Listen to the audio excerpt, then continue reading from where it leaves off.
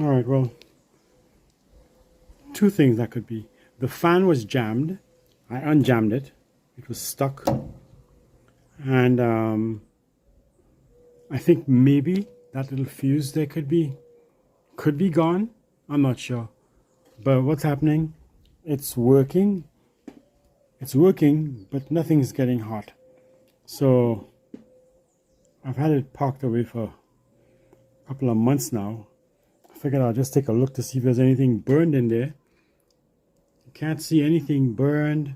All I could see was that the fan was sticking, and now it's not sticking anymore. And I'm not sure what this means. This could mean nothing. And I'm going to change that fuse while I have it open, because once I plug that back in and it powers all that capacitor power back in, I'm not messing around in there anymore, because that capacitor holds current for a long time. So that'll be my next move. I'm going to change the fuse.